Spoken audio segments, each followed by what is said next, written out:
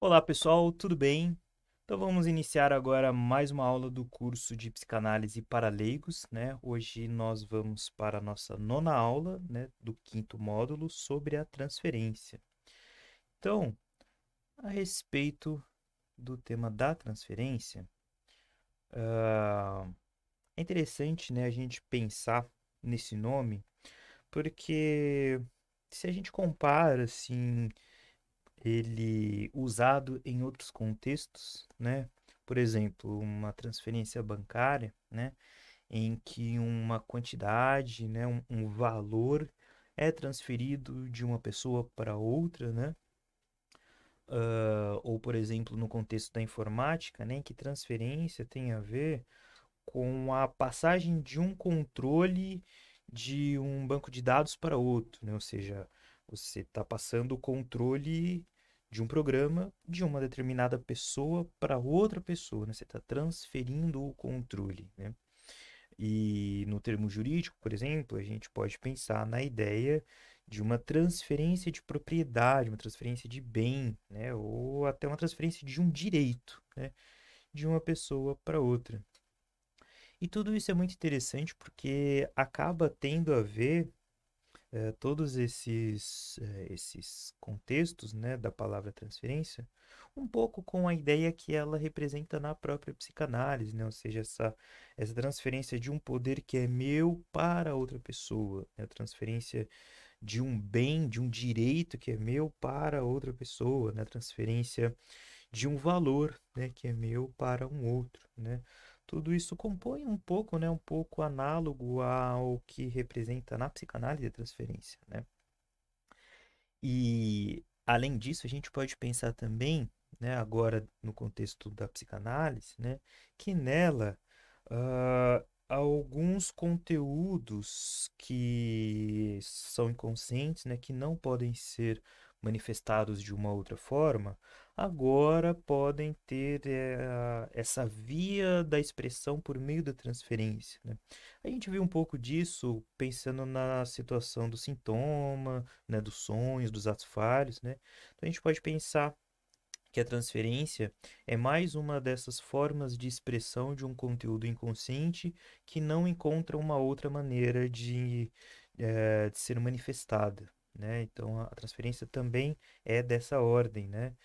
E a gente pode pensar ainda na transferência, ainda dentro do contexto psicanalítico, de um saber, né? Um saber que é meu, que eu estou transferindo para um outro. Ou de um amor, né? Um amor que era, né? Ou deveria estar sendo direcionado a mim, né? Originalmente era direcionado a mim mesmo, e eu transfiro para um outro, né? Uma transferência de um saber, transferência de um amor. Ahn, E também tem uma questão interessante assim para a gente pensar inicialmente aí essa composição da transferência, que é o fato de que ah, não se trata de uma única transferência que a gente faz, né?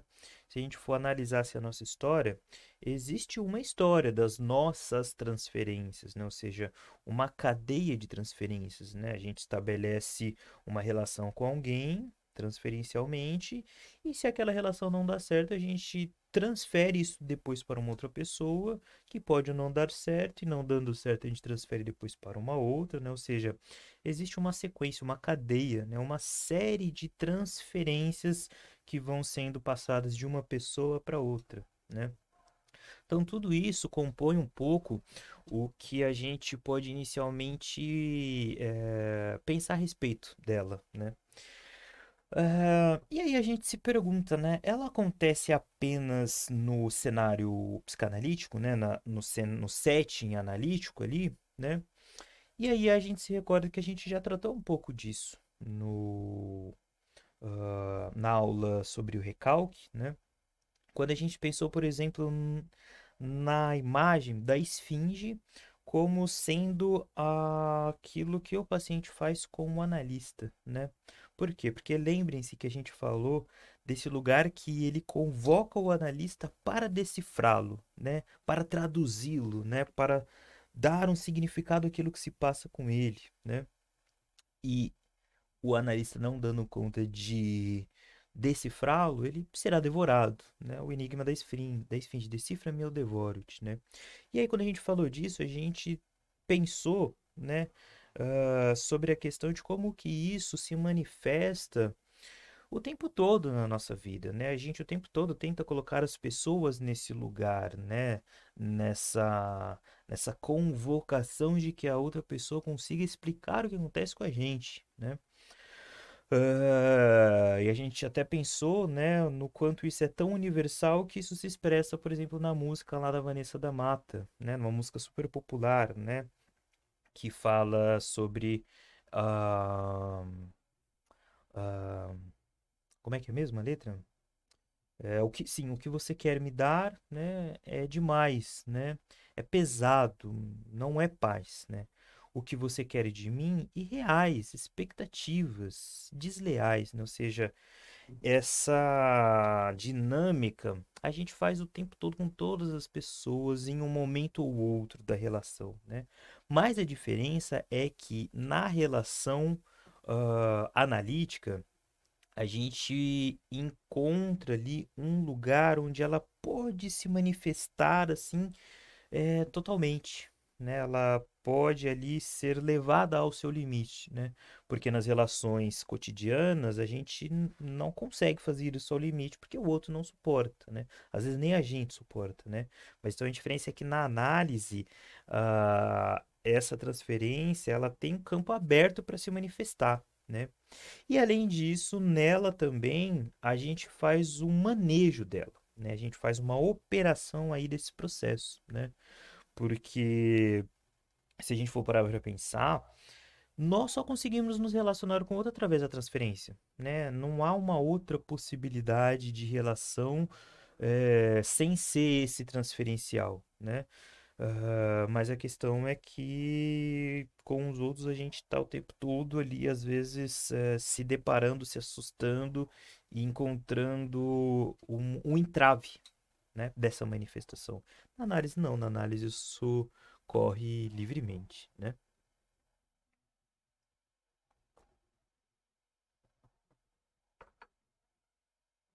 E assim, qual então foi o primeiro momento, assim, que na história da psicanálise deparou-se com esse fenômeno da transferência, né? Foi o caso que a gente viu da Ana O, né? Lembrem-se que quando a gente viu esse caso, no finalzinho dele, né? Quando o Freud, ó, quando o Breuer estava mais empolgado, né? Com os resultados que ele estava obtendo, e ele falava o tempo todo desse caso com a esposa dele. E a esposa dele não gostava, né? A esposa dele estava ali sem compreender a empolgação do Breuer e criando um certo ciúmes ali mesmo, né? E aí, para não criar uma situação ali pior com a esposa, o Breuer decide encerrar, né? Só que nisso que ele decide encerrar, aí a situação se torna ainda pior para ele, né? Porque aí a Nao, ela tem ali uma das piores crises dela, né? Mais fortes, mais intensas, e acontece a grande situação transferencial, o ápice, né, por assim dizer. Na crise, a Ana O, ela começa a gritar para todo mundo: vai vir o filho do Sr. Breuer, o filho do Sr. Breuer tá para vir, né? E aí vocês imaginem o embaraço, né, que para um médico que não tinha noção desse fenômeno transferencial que estava ali em jogo, o que não representava uma situação como essa, uma fala como essa, né? A família também ali não sabia muito bem como encarar essa fala aí da Ana O, né? O quanto que era um delírio dela ou não, né? Sei que isso gerou aí uma situação extremamente constrangedora, né? Tão constrangedora que esse finalzinho, quando o Breuer vai contar pro Freud, né, o caso, lembrem, né, que eles eram colegas de laboratório, né? Quando o Breuer ele vai contar o caso pro Freud, ele não conta essa parte, né? Ele emite essa parte do caso. Na versão que ele conta para o Freud, ele diz que a Anal se libertou totalmente dos sintomas dela, né? Ela não tinha mais nenhuma demanda e é ela que decide parar, né? É ela que fala que o tratamento já chegou ao seu fim, né? Quando na realidade não, na realidade foi aquela situação que a gente viu, né? Ou seja, o Breuer, ele precisa ir até lá nessa crise dela, hipnotizar ela mais uma vez, fazer todo o trabalho ali para ela sair dessa crise. E aí, quando ela melhora naquele momento específico, naquele dia, aí o Breuer vai embora, né? O Breuer foge, né? Só que isso ele não conta pro Freud, né? Isso não tá nem, na verdade, no livro, né? O estudo sobre histeria. Essa parte ele tirou, né? Essa versão completa, ela é encontrada ou na autobiografia do Freud ou na biografia que o Ernest Jones faz sobre o Freud, né? Mas o Breuer, ele omite isso, né? Então é interessante a gente perceber nesse primeiro fenômeno que a história da psicanálise já se depara, como é um fenômeno que embaraça o clínico, né? Que choca o clínico, né? Que coloca o analista em um lugar inesperado, né? Em um lugar que ele não está assim pronto para ocupar no primeiro momento, né? Pega ele de surpresa e convoca ele, né? Quer dizer, a a Ana, ó, pronunciar que o filho do Breuer tá vindo, né, colocar ele no lugar ali, diamante, é uma convocação, assim, de uma ordem que vem mesmo para chocar o analista, né? Então a gente percebe que desde o início a transferência já tem esse poder, né? Mas existe ainda no início da psicanálise uma outra faceta da transferência e acontece na hipnose, né? Lembrem que a hipnose ela foi ali uma situação intrínseca no momento inicial, né? E ela é uma situação intrínseca, né? A hipnose, para além do que a gente discutiu, né? Agora pensando na transferência, né? Por quê? Vamos pensar o que é um processo de hipnose, né? No processo de hipnose, para ele funcionar, para ele dar certo, né? Vocês podem até procurar vídeos aí da internet de hipnólogos, né? Falando sobre isso, né? Para dar certo o processo, o hipnotizado ele tem que confiar totalmente no hipnólogo, né? Se ele assim tem alguma desconfiança, algum medo, algum receio, não dá certo. A hipnose não acontece, né? Então, o primeiro passo é que ele confie totalmente no hipnólogo, né? Então, no momento pré-hipnotização, né, uma preparação para hipnotização, o que eles fazem é um relaxamento total da pessoa, né? Ou seja, a pessoa ela tem que se entregar ao hipnólogo, né? Totalmente, né? E aí eles tiram todas as dúvidas da pessoa, né? Fazem ela assim, tirar todos os receios, tudo que preocupa ela, que ela diga, que ela fale, para se livrar desse medo, né? De que é o medo de quê? De se entregar àquele processo, né? Então vamos parar para pensar, né? Você confiar totalmente na pessoa, você tá totalmente relaxada e entregue, não ter medo da pessoa, você se jogar mesmo aos braços dessa outra pessoa, é um processo o quê? Transferencial, né? Então a hipnose, ela já utilizava profundamente o processo transferencial, só que sem ter consciência disso, né? Então, assim, ah, tanto que nos primeiros casos ali que o Freud tinha, que ele tentava hipnotizar, ele perguntava para a pessoa, né? Você dorme, né? Ou seja, você já tá o quê? Totalmente entregue ao processo, né? É uma, é uma expectativa de que a pessoa realmente se jogue totalmente nos braços do outro, né? Tanto que aí que vem uma questão interessante, né? Algumas críticas que são feitas a esse processo da hipnose é que, primeiro, algumas pessoas elas não são hipnotizáveis, né? Por quê? Porque elas não conseguem se entregar ao outro dessa forma, né? Então a hipnose ela só consegue dar certo, só funciona com alguns tipos de pessoa, com alguns tipos de transferência, com alguns tipos de pessoas que conseguem estabelecer esse tipo de transferência, né? Em contrapartida, a psicanálise ela trabalha com a transferência que está em jogo, com o que aparece ali, né? Não necessariamente a pessoa precisa se entregar e confiar totalmente no analista, né? Não. O que é trabalhado é a forma como ela estabelece relação com o outro, né? Além disso, né, um outro problema aí que é dito sobre a hipnose é que você precisa assim fazer uma manutenção constante daquele processo ali, né? Então, por exemplo, se você hipnotiza uma pessoa para ela parar de fumar, é muito comum e esperado que depois de um tempo ela volte a fumar, né? Por quê? Né? Porque a hipnose, esse funcionamento depende totalmente desse vínculo estar ali em funcionamento, né? Depende totalmente da influência do hipnólogo sobre a pessoa. Então, à medida que a pessoa se afasta um pouco, tem ali um certo distanciamento, um afastamento do hipnólogo, é comum que os efeitos da hipnose também se esvaneçam, né? Então a gente percebe que um abalo qualquer ali na relação entre os dois, né? Algum conflito, alguma coisa que rompa minimamente esse laço, esse vínculo, essa relação, já abala o resultado, né? No caso da hipnose. Já no caso da psicanálise, não, né? A psicanálise, ela até às vezes precisa que esse conflito, que essa disputa, que esse outro lado transferencial apareça e entre em cena para que a, a questão analítica realmente seja levada a cabo, né?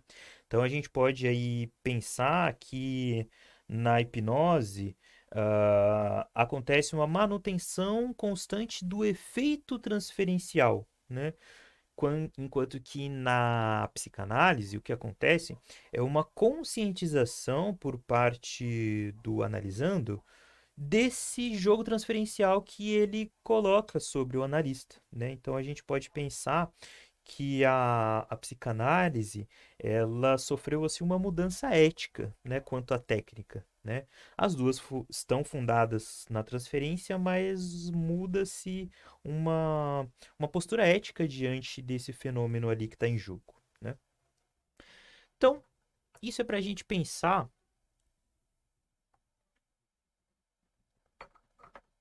essa imagem geral, né, do que compõe, assim, do que é feita, né, uma transferência dos aspectos dela, né? Então, para a gente dar início, de fato, né, começar a se aprofundar nela, a partir disso a gente pode perceber, então, que transferência se trata de amor, né? A transferência é um fenômeno de uma manifestação de amor ali sobre o outro, né? E aí, a partir disso, a gente pode pensar, assim, algumas coisas que são ditas, né, por aí, sobre o amor, né? A gente ouve falar, por exemplo, que amar é servir a quem vence o vencedor, né? Ou seja, essa dialética constante de servir e ser servido, né? Quem é que vence? É quem se entrega ou é quem se luta até o final, né? Então, essa dialética, essa inversão constante, né, no poema do Camões, compõe de fato um pouco o jogo transferencial, né, nessa relação de amor, né? Então, quando a gente estuda o amor, a gente estuda por consequência a transferência, né? Não à toa que no seminário 8 do Lacan, ele começa estudando ali várias manifestações sobre o amor, né? Porque compreendendo o amor, compreende-se a transferência, né? Outra coisa, né, que é dita sobre o amor é que ele é uma espécie assim de fortalecimento da alma para lidar com as adversidades, ou seja, ele causa assim essa fortaleza mesmo, né? Ah, e de certa forma, isso acontece um pouco também na análise, né? À medida que você vai progredindo no trabalho analítico, né, com uma pessoa, a ideia é que ela também, né, consiga ter um fortalecimento até diante eh, dessa coisa desafiadora, amedrontadora, né, que é o amor, né? Então, isso também compõe um pouco essa relação, né? E essa relação, ela não é assim uma coisa assim eh, que se mantém, né? Essas posições, né? Amante e amado constantemente, né? Pelo contrário, né? Se a gente volta, né, no poema do Camões, a gente percebe que esses lugares eles estão o tempo todo tentando ser trocados, né? Uma inversão constante dessa posição entre amante e amado, né? Ou seja, o amante ele deseja o quê? Né? A pessoa que ama, o que que ela deseja? Ela deseja ser amado também, né? Amado da maneira como ela ama, né? Então é uma troca, uma inversão, uma dialetização constante dessas posições, né? Não à toa, uma das primeiras formulações do Lacan na, na década de na década de 40, né, ele já trabalhava com essa ideia de que o processo psicanalítico é um processo dialético, né, da dialética hegeliana, né, dessa troca, dessa inversão de lugares, né, de posições. E uma outra coisa que também que é dita e que acontece também nesse processo analítico é que quanto mais se ama, mais saudável se está, né? Também é um pouco disso, né? Não se trata, não se resume a isso, mas também é um pouco disso que se compõe o processo analítico, né? Você, de certa forma, busca tentar amar mais, né? Amar de uma maneira mais saudável, né? Após esse processo, né? Então, tudo isso compõe um pouco a transferência e tudo isso sempre esteve, assim, engendrado na construção teórica da psicanálise, né? Freud falava que a psicanálise é, em essência, a cura pelo amor, né? Ele escreveu isso numa das cartas para o Jung, em 1906, né? Lacan também falava, né, que na análise não se faz outra coisa senão falar sobre o amor, né? Ele fala no seminário 7 a respeito disso, né? Então, tudo isso compõe um pouco, mas não se trata só disso, né? Por quê, né? Porque também tem o outro lado, né? Vamos pensar o seguinte, né? Se o processo analítico, né, a função dele é colocar em movimento, né, trabalhar conflitos inconscientes, né, contradições inconscientes, para colocar em movimento aquilo que a gente não aceita na gente, para colocar em movimento alguns modelos internos de relação, né, que a gente sempre repete com o outro que estão dando errado, então é esperado que na transferência, nesse processo, não vá se manifestar apenas relações amorosas, afáveis, né, e adoráveis, né? É esperado e em alguns momentos isso precisa vir à tona para que o processo caminhe, né, e não se trave, que vem à tona na transferência raiva, né? Ciúmes, né? É muito interessante quando você atende criança, porque quase todas elas, em um momento ou outro, elas vão te perguntar assim: você atende mais alguém além de mim? Né? Ou seja, eu sou o único na sua vida, né? E se você responde sim, né? Atendo outras pessoas.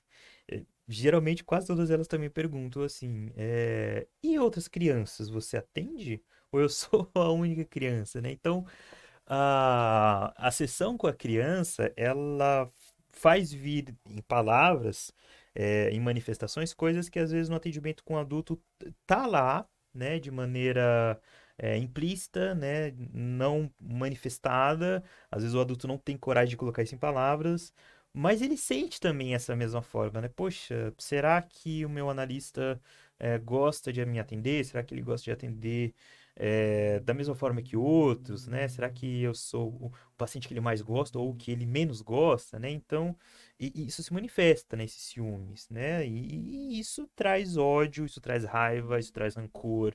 Isso tudo compõe o que é o amor, né? O amor, ele não é contrário ao ódio, eles são duas facetas da mesma dinâmica, né? A indiferença é contrária ao amor, né? O ódio não, o ódio é outra parte, né, desse sentimento, né? Então, tudo isso na análise, né? Na psicanálise, diferente aí de outras psicoterapias, isso é importantíssimo que apareça em algum momento, né? Tem muitos processos psicoterapêuticos que às vezes só dão certo quando o analisando confia no psicólogo, quando ele admira de alguma forma o psicólogo, né? Quando ele tem esse sentimento de reciprocidade, né? Eh, de colocar o psicólogo nesse lugar, eh, ahn, nesse lugar de considerar mesmo, né, aquilo que ele tem a dizer, né? Só que a psicanálise já não, né? A psicanálise ela precisa que a relação tenha aí outros contornos afetivos, né? Outras colorações afetivas, porque o inconsciente não se trata só de coisas bonitas e agradáveis, né? Se estamos num processo analítico é porque as coisas não estão bem, né? E isso precisa se manifestar na transferência também, né?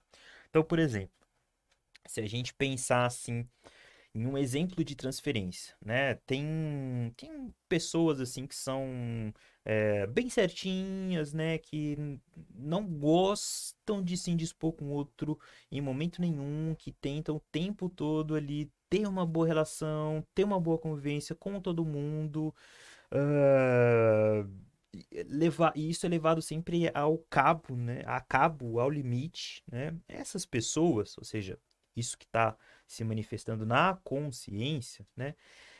É comum, é esperado que se espere dessas pessoas o quê? Que quando se estabeleça uma transferência, às vezes com essas pessoas é mais difícil estabelecer transferência, quando se estabelece, é esperado que se estabeleça uma transferência hostil, uma transferência agressiva.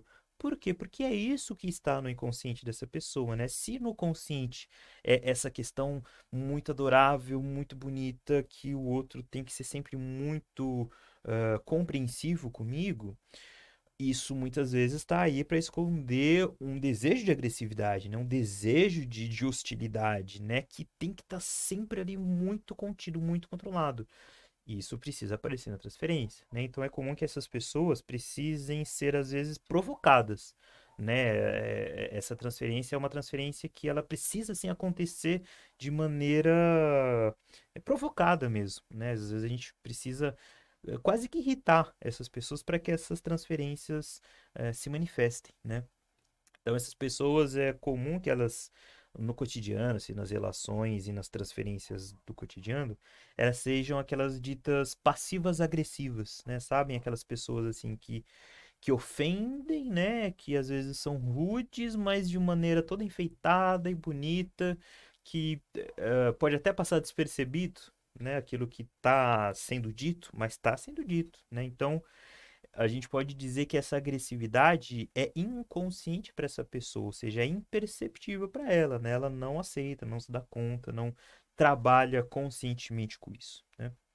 Então, assim, a gente pode pensar, né, a partir desse exemplo, desses exemplos, né,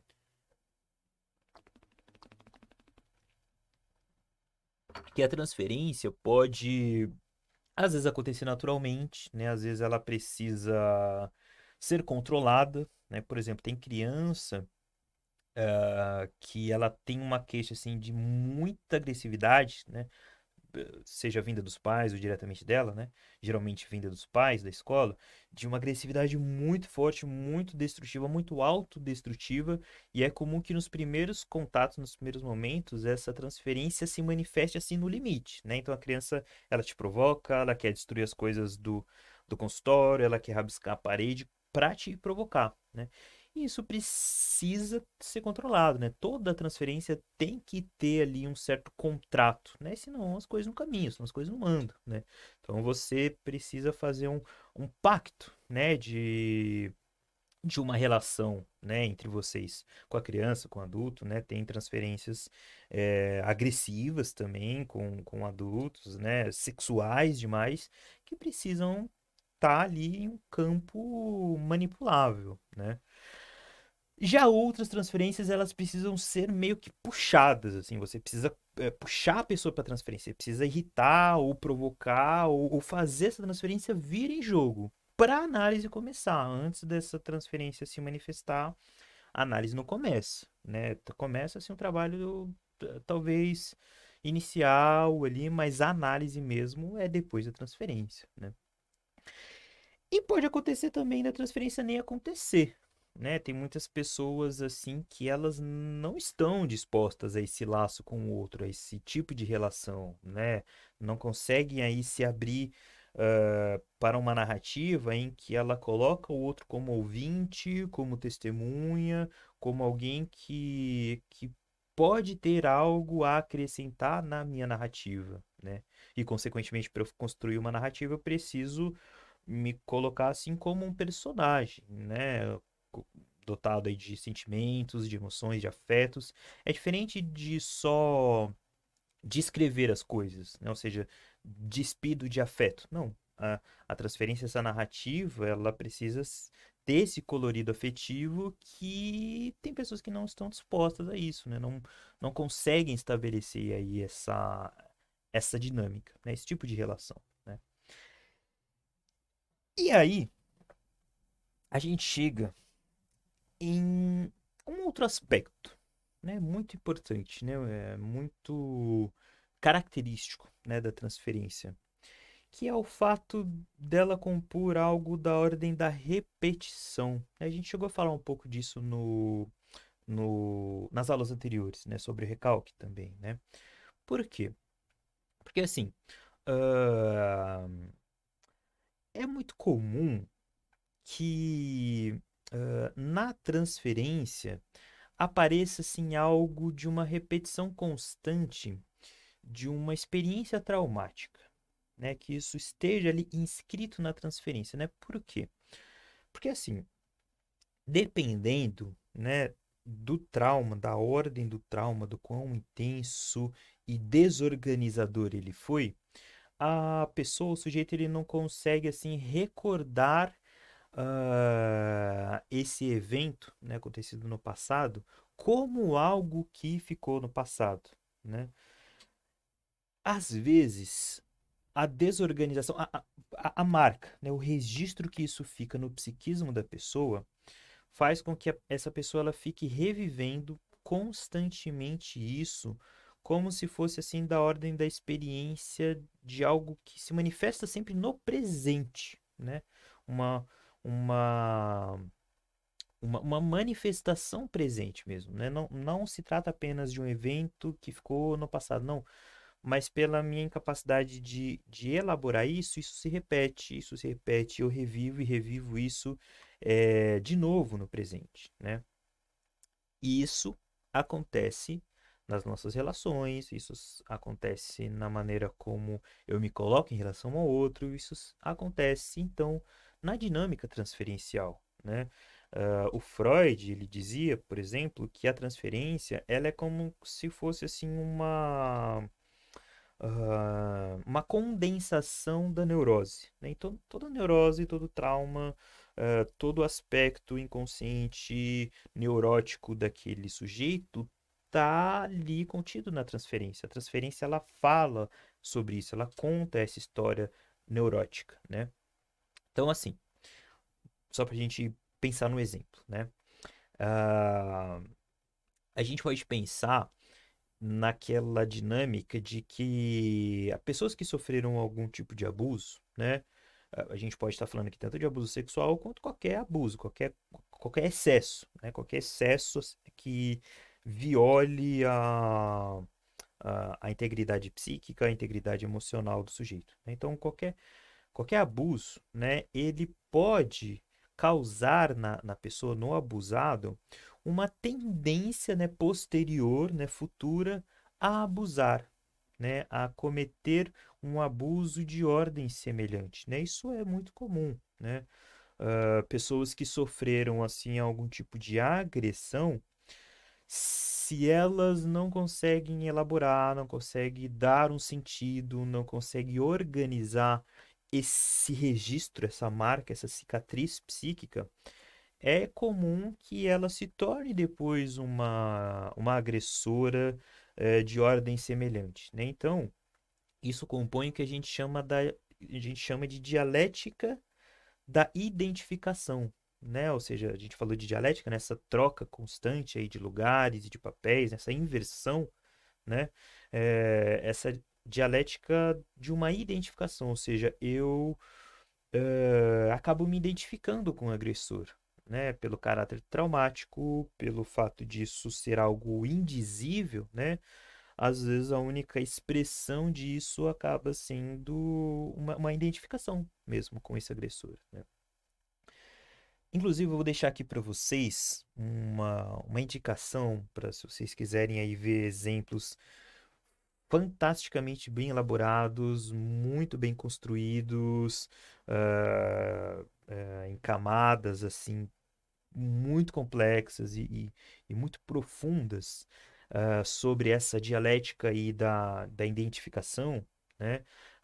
Tem aquela série O Conto da Aia, né? The Handmaid's Tale, que fala de maneira assim muito profunda, muito sensível sobre como o agredido pode vir a se tornar ou pode expressar relações agressivas, né? Como o abusado pode manifestar relações abusivas, né? Essa série ela é fantástica para a gente pensar isso, né? Ah, e aí, um outro ponto muito, muito, muito peculiar da transferência é que ela assim acaba sendo uma espécie então de uma encenação inconsciente, né? Por quê? Porque dentro desse jogo, né, à medida que a gente faz aí uma repetição também, né, de protótipos infantis, né, de formatos de relação que a gente criou na infância, né, que vão sendo reatualizados, né, revividos, repetidos, né, sem a gente se dar conta, né, sem a gente perceber, mas que são, né, a vivência sempre do mesmo e do mesmo da mesma cena, né, que a gente construiu na infância, isso constrói algo que a gente até falou um pouco na aula anterior, né, sobre o fato de que tem conteúdos inconscientes que, quando eles se manifestam, eles não se manifestam assim, escritos, traduzidos de maneira bonitinha, de maneira legível, de maneira compreensível. Não. Quando esses conteúdos eles passam para a consciência, eles passam de maneira velada, transformada, né, de maneira modificada, né? A gente pensou isso pela dinâmica do sintoma. Mas isso acontece também na dinâmica da transferência, né? Porque se a gente analisa esse fenômeno, a gente percebe que ele é quase assim como se fosse uma atuação da pessoa, né? A pessoa, ela cria ali nesse ambiente transferencial quase que um teatro inconsciente, né? Ela assume um personagem, ela assume um papel e ela dá para o analista um papel, um personagem que ele deve seguir, né? E esse teatro é uma repetição aí de vivências não elaboradas, de vivências que ficaram registradas no psiquismo dessa pessoa, né? Então, quando a gente fala de encenação, a gente fala nesse aspecto da transferência de conseguir colocar em atos, né, aquilo que às vezes não dá para colocar em palavras, né, de fazer uma atuação, né, ou seja, aí é que se trata a encenação, né, não é encenação no sentido de fingir, né, eu não estou fingindo, né, é uma cena que eu produzo, né, uma cena teatral mesmo, né, que eu manifesto em um ato mesmo, né, com o outro, né? Então, assim, para a gente só resumir esse aspecto que a gente falou até aqui, a gente pode dizer então que essa repetição, né, ela é uma atualização constante de padrões inconscientes de relação com o outro, né? Eu crio padrões com que eu me relaciono com o outro e repito, repito, repito, repito isso, né?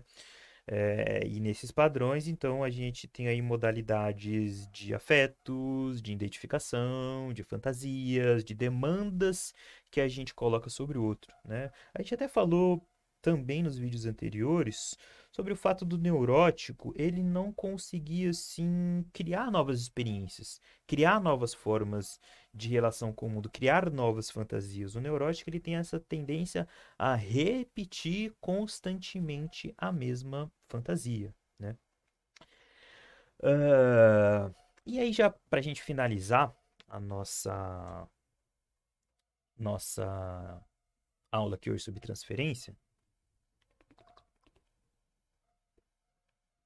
eu gostaria de apresentar para vocês um trecho de um filme que traz esse exemplo, assim, essa imagem da transferência de maneira muito interessante, muito elucidativa, tudo tá lá, né, nessa cena, né, que é a cena do Matrix, né, que o Neo, né, ele se encontra lá com o Oráculo. Depois eu até indico que vocês revisitem essa cena, né, porque ela mostra ali a transferência nua e crua, né.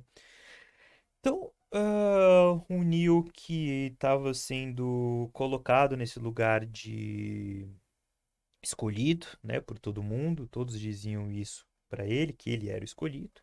E aí meio que chegou na hora da verdade. Ele, ó, a gente vai te levar pro oráculo e o oráculo vai dizer se você é ou não escolhido, né? Então, vamos analisar essa cena e perceber a transferência que acontece ali, né?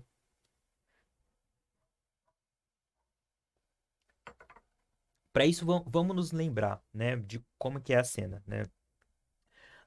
O Neo chega, né? Que eu imagino que vocês já tenham assistido esse filme, né? Um filme bem bem assistido aí no meio de quem se interessa por psicologia, psicanálise, né?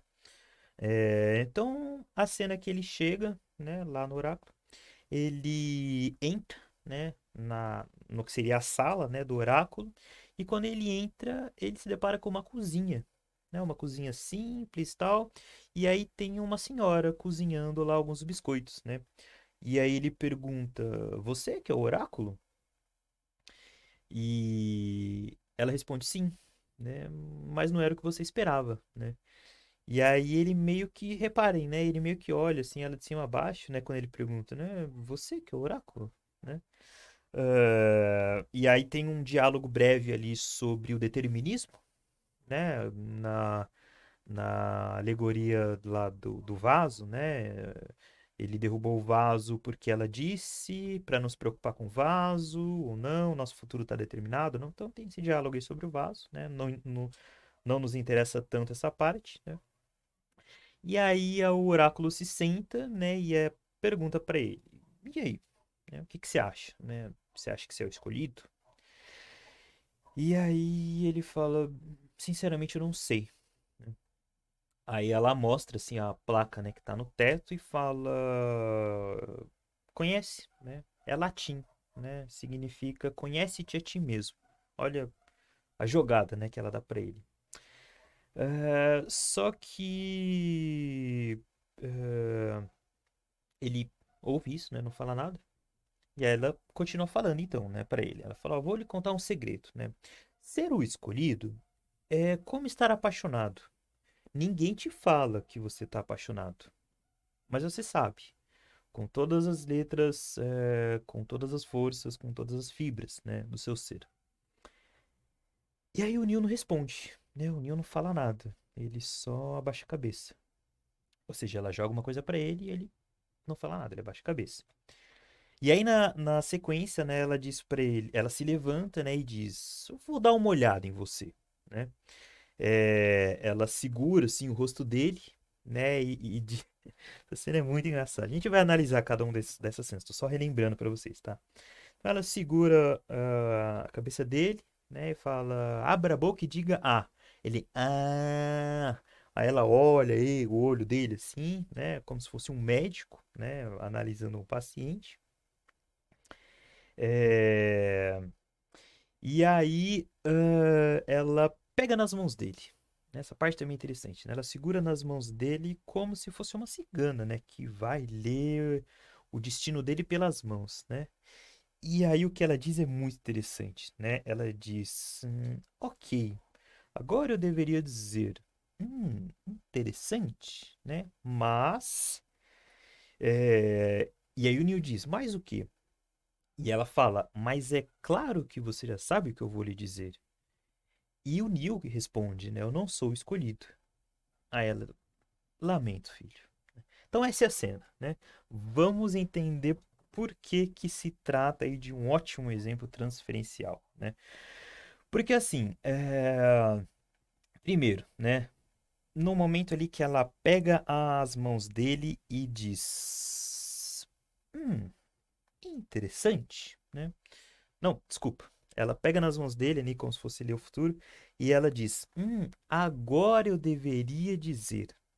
Gente, se vocês percebem, né, o sarcasmo, porque o oráculo é extremamente sarcástica, né? Não sei se vocês pegaram, mas ela é muito sarcástica, né? Se vocês pegam essa fala, é muito sarcasmo da parte dela, né? Porque ela pega as mãos dele e fala: agora eu deveria dizer.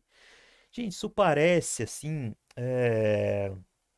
Aqueles teatrinhos, aquelas brincadeiras de teatrinho, em que a pessoa ela não tá afim de fazer o teatro, né? Vocês já viram, tem filme que às vezes tem isso, ou às vezes você tá brincando com uma criança, né? Ou você tá em um teatrinho de brincadeira, e que você fala isso, tá bom, agora eu deveria dizer, vamos fugir daqui, né? Ou seja, é um papel que você encena a contragosto, né? Ou seja, nesse sarcasmo, ela tá tentando, né, colocar pra ele que ele tá dando um papel pra ela atuar, encenar, né, contracenar com ele, né, quando ela diz, então agora eu deveria dizer, ou seja, vamos pensar o seguinte, né, o Neil ouviu muito falar sobre esse oráculo, que é oráculo isso, que é oráculo aquilo, que é oráculo consegue dizer tudo, ela tem todas as respostas, então, no imaginário do Neil, né, ele fez, né, a imagem do oráculo, assim, como se ela fosse a pessoa que ia bater o martelo, né, que ia dizer se ele é ou não escolhido, né? Então a gente percebe que o Neil esperava dela a imagem de uma figura profética, né, de uma figura que transmitisse essa ideia de uma figura profética, né?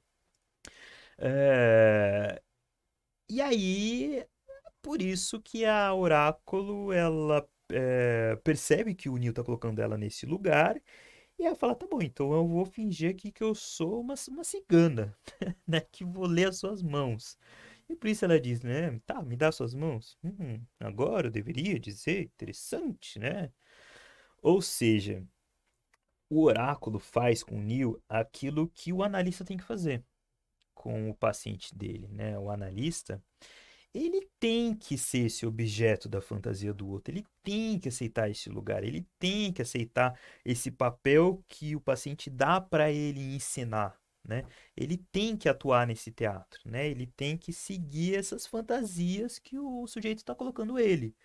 E a Oráculo faz exatamente isso. O Neil coloca porque quando que ela faz isso? Quando ela tenta jogar a responsabilidade para ele, ela fala: "Conhece-te a ti mesmo", né? E ele abaixa a cabeça, ele não responde daí, né? Fala, tá bom, então eu vou responder do lugar que você espera de mim. O analista tem que fazer a mesma coisa, né? E aí a gente faz um gancho com a aula que vocês tiveram com o Lucas sobre ideal do eu, né? Porque o ideal do eu, ele se manifesta na transferência, né? Ou seja, esse modelo que a gente cria assim para gente, ele está presente na transferência, ele é dito na transferência sem ser percebido, né? Ou seja, essa idealização que a gente faz da pessoa que vai conseguir resolver os meus problemas, né? Então, ah, por analisando, né, a pessoa que vai dar conta de encontrar resposta para as minhas questões tem que ser a pessoa, né? Isso é uma idealização, né? E o oráculo ela joga com essa idealização, né? É... Porque o Neil ele vai olhar para o oráculo, né, e pensar quando ele se depara, né, com ela, né? Ele olha e fala, ué, é você que vai dar a resposta para a grande questão se eu sou ou não escolhido, né? E isso também acontece na análise, né? A gente idealiza o nosso analista o tempo todo, né? Tanto que em algumas análises é comum que a gente coloque nosso analista assim, um pedestal tão inalcançável que, se esse analista comete algo que vai contra o que eu espero dele, pronto, esse analista cai desse pedestal, a transferência acaba e a análise acaba, e isso é um problema, né? Por quê? Porque a transferência, ela tem que acontecer dentro de um manejo transferencial. A gente vai ver o manejo dessa transferência na outra aula, né? Mas dependendo do quanto que essa idealização ela é inflada, se ela estourar, pode tudo vir abaixo, né? Então, olha o poder que tem a transferência numa análise, né? E se a gente for parar para pensar, gente, as irmãs Wachowski, né, que são as diretoras do filme, elas fazem uma crítica, assim, elas trazem uma mensagem social muito potente nessa cena, né? Por quê? Porque por qual motivo que a gente se choca ao olhar para o oráculo e ver uma senhora negra, dona de casa, e se chocar com essa imagem, né? Ou seja, por que é que a figura de uma mulher sábia, detentora aí de um saber, de um poder, não pode ser uma senhora idosa, negra, dona de casa, né? Por que é que existe essa idealização social desse sábio, né? Desse oráculo que vai contra essa figura, né? É uma crítica social visceral, assim, né? Que nem sempre é muito percebida, mas é uma baita crítica, né? É... E aí, a gente percebe que a oráculo, ela faz o quê nessa dinâmica, né?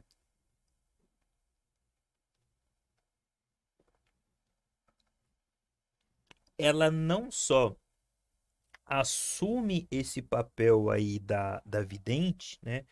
Mas ela usa esse papel a favor da, da relação ali com o Neil, né? Da questão do Neil, né? Ela usa essa cena, né? A favor dessa questão que o Neil coloca, né? Por quê? Porque a Oráculo, ela, além de assumir o papel, ela vai jogando com esse papel. E ela age como quase que como uma vidente charlatã agiria, né? Por quê? Como é que esses videntes charlatões eles agem, né, com os clientes dele, né? Eles entram na mente da pessoa, né? Como, né? Ah, é comum que eles digam coisas que vai gerar uma resposta na pessoa, né? Por exemplo, é comum que eles digam coisas do tipo: Nossa, é, eu tô vendo uma coisa forte aqui sobre você, né? E eu acho que você já sabe o que eu tô vendo, né? Aí a pessoa se choca na hora, né? E, e a pessoa se choca tanto que ela solta. Ela que deixa escapar a questão, né? Ela fala, é sobre minha esposa, não é? E aí esse vidente ele vai jogando com isso, né? Por que que isso é interessante no caso da cena que o oráculo faz? Porque ela faz a mesma coisa com isso, se vocês for pararem para pensar. Se vocês analisarem com calma, fala por fala, momento por momento, o oráculo, ela não diz nada pro Neil. A oráculo, ela não responde pro Neil se ele é ou não escolhido, né? Olha o que ela faz, né? Ela fala, interessante, né? Mas... Aí ele, mais o quê? Mas você já sabe o que eu vou te dizer. E é ele que responde, não sou o escolhido, não é ela, né? Ela só tá jogando nessa transferência. Mas quem diz é ele. Ela mesmo não fala nada a respeito disso, né? E a transferência é isso, gente. A transferência se trata, então, da gente dar o espaço para a pessoa construir a verdade dela, né? Porque se a gente for parar para pensar no filme, né, o Neil, ele estava o tempo todo diante de pessoas que ou afirmavam que ele era o escolhido, né? Nossa, você que é o escolhido, caramba, meu Deus, e tal, né? Ou o contrário, pessoas que afirmavam que ele não era o escolhido, né? Que não botavam fé, que falavam, não, você não é o escolhido, não, não acredito nisso e tal. Ou seja, pessoas que diziam que ele é ou que ele não é. A Oráculo, se a gente for analisar, é a primeira pessoa que ocupa uma posição com o Neo totalmente diferente, né? Porque ela faz uma quebra, né? Ela nesse jogo permite que ele possa dizer o que ele sente, possa dizer como ele se sente, possa dizer o quanto ele se sente escolhido ou não, né? Tanto que aí na brincadeira que o filme faz, né, é que na verdade ser ou não escolhido é você escolher, né? É isso que faz ser o escolhido, né? Então, o oráculo ela dá esse espaço para ele, né? Ela permite que ele construa a sua verdade, né? E, gente, em essência, né, o ponto-chave da transferência é isso, né? É a gente jogar esse jogo, né, brincar com esse terreno e permitir que esse terreno transferencial possibilite o sujeito a construir a verdade dele, né? Através da gente, através dessa suposição que ele coloca de saber sobre a gente, né? A gente usa isso, mas depois a gente mostra que, na verdade, quem construiu esse saber foi ele. Quem construiu essa verdade foi ele, não foi a gente, né? E a análise acontece apenas por esse caminho. Ela precisa disso para acontecer, né? Bom, aqui então a gente viu como que ela acontece, né? Do que se trata esse fenômeno. E na aula seguinte a gente vai então perceber como que é o manejo disso, né? Como que é a operação disso, né? Como que o analista ele opera essa transferência, de que maneira ele coloca isso em jogo, né? A gente viu basicamente isso com o oráculo, mas a gente vai ver melhor como isso acontece na aula seguinte. Então, um abraço e até a próxima e 10ª aula desse 5º módulo sobre a transferência. Um abraço, pessoal.